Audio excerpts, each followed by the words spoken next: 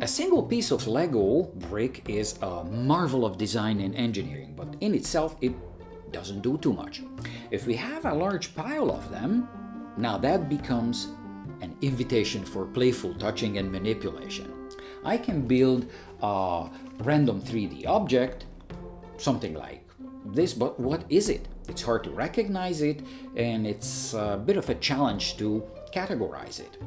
Now, if we draw on our past experience or follow a pattern or maybe building instructions, then we can build recognizable objects that conform with a category of things. So, for example, here's this love ambulance. What's this? This is some kind of futuristic house, and we can build even a medieval knight on a futuristic motorcycle with a lance. Why not? If an unlimited number of Lego blocks are available, the sky is the limit. Guinness World Records, here we come. But true creativity is not going to stall at this level. Using small plastic blocks that have certain physical properties and fit together in particular ways is bound to limit what we can dream up.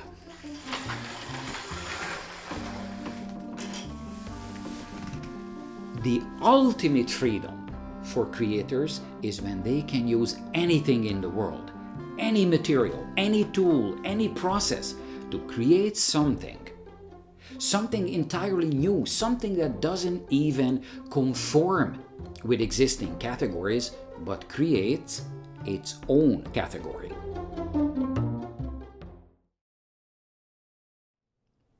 I grew up on Birchway in an old house that had a sloped yard. This yard was paved with rough bricks, so running around or playing ball games on these pavers wasn't a good idea because wiping out meant losing skin on elbows and knees big time. However, my father was a cooper who built dozens of stacks out of drying oak staves. This was a constantly changing metropolis, fortress, jungle gym, towers, and it had an exciting geometry.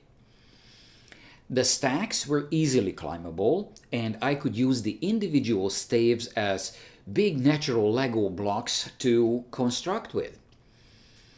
The tallest stack became my airplane cockpit. Under the big bandsaw in the workshop, I always found exciting pieces of scrapwood, usually with curved contours. I borrowed tools and I made my own toys: cars, trucks, airplanes, and weapons. My brain, with both hemispheres firing all the time, the exciting environment, and my parents' vision for me lined up perfectly, and it created me. I became a person for whom making things, creating things, is a lifelong habit. In many ways, I'm still the kid from Birchway. My childhood never ended, and I just know the person who would say, "Good for you." A few years ago, a traveling artist brought an African children's toys exhibit to my school. To me, this was very relatable. Not only were these toys functional and evocative, but they were honest and beautiful in their crude simplicity. I could feel how these artifacts fired up their creator's imagination. I fell in love with this fertility doll that I got at Cape Town Airport. There were hundreds of them, and they were each different.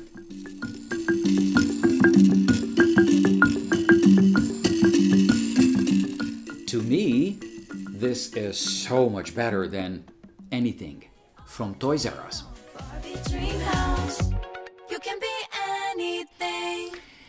It is fascinating to watch African aviation videos. Creative dreamers in African villages build their airplanes, but their heavy and poorly constructed contraptions fail to take off. He hopes things will be different this time, the 13th time. For a few glorious seconds, Upendo is airborne, and then it crashes to the ground. Another dream dashed. The homemade plane was towered by a car to gain the required speed to take off, but seems to be more obsessed with the ground than the air. The second and third day ended without much success. So in a spirited mood, they gave the aircraft the push they thought it needed to gain momentum for takeoff. But just when it seemed ready to take the leap, it diverted from the runway and collapsed once again. I've been having dreams of flying ever since I was young, but I have not had the support to fly. If I had been born in Africa, I would be one of these guys. I truly admire their spirit, and it is not their fault that they don't have the materials, the technology, and the know-how at their fingertips. Back then, my cousin Stevie spent a lot of time with us on Birchway. The environment that offered unique opportunities for creativity was clearly not enough to get him excited and nudge him out of his sedentary lifestyle. Okay, different genes, I get it, but where were his parents? Today Stevie is 68, hasn't done too much with his life, and he's a bit of a mess. Now, my granddaughter is growing up in a completely ordinary Canadian home. No towers of oak staves, no inspiring, good-smelling scrapwood. She has a vivid imagination and she's creative. My daughter doesn't think that she was born like this. She has done a lot of arts and crafts with her, so that would be the nurture part. But she thinks that my granddaughter's drive to pursue and carry things to completion is what makes the difference. Now, that would be the nature component. We agree that doing this consistently and for years is habit forming. Now, brain wiring and an inspiring environment help for sure, but good parental direction setting brings good results. My daughter and son-in-law create a Birchway kind of childhood for my granddaughter, and she's already doing much better than kids who waste their time in front of screens. Life is, of course, not about playing with Lego blocks or building toys with found objects. The kind of life we have depends on the kind of brain we develop in our nutcase. Can it assemble thoughts? Can it do critical thinking? If yes, can we get our thoughts out of this dark box, the skull, in an articulate manner? Millions and millions of people are permanently hooked up to a powerful information pipeline. Their fingers swipe and scroll through vast amounts of processed, trivial, and irrelevant information. It is hard for them to filter out anything meaningful from this overwhelming sensory noise, digital overload, and now we know what it causes.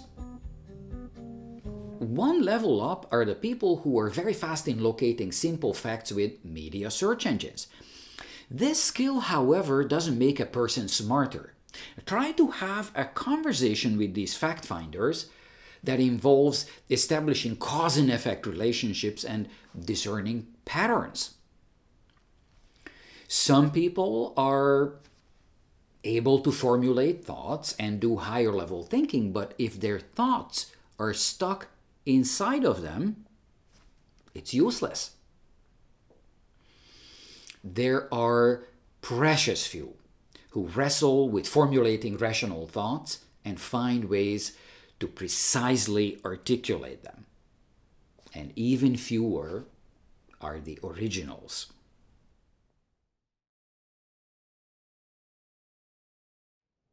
The scaffolding is taken down in the Sistine Chapel, and Michelangelo walks in to look at his masterpiece for the first time. He's a changed man. Now, I'm not a Michelangelo, but last week I looked at all 40 of my videos in the Right Mind series. Producing these videos is a complex back and forth of revision and refinement between the original core idea and the finished product. More than 2 years of this work has changed me.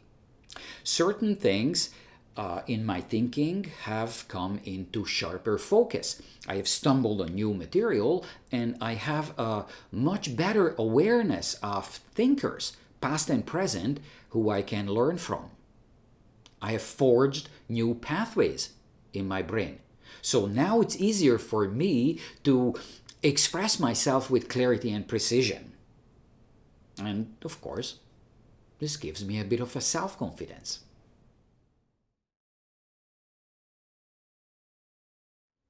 Once you unleash your brain, it gets used to the joy and excitement of creating things and becomes a hungry beast that demands feeding.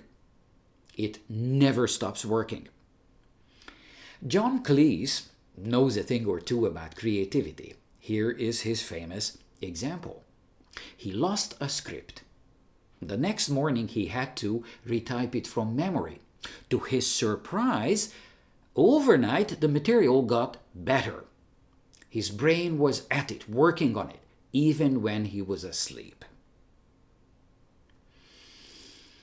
There are multiple intelligences and multiple ways of categorizing, interpreting, and articulating reality. Writing is pretty good, but so is anything else that forces our brain to do what it does best. Categorizing, recognizing patterns, relating past experiences to present, and making predictions. To say that your brain resides in a dark, silent box doesn't mean that you are trapped in that box. Your brain has this wonderful capacity to take bits and pieces of past experience and create something completely new that you've never experienced before. We call it imagination. This is where we need to invest our energy. If our brain is in good shape, we are unstoppable. One more thing. So you develop and nourish your brain and create wonderful things. What is it good for? The great creators have all figured out the purpose: helping other people.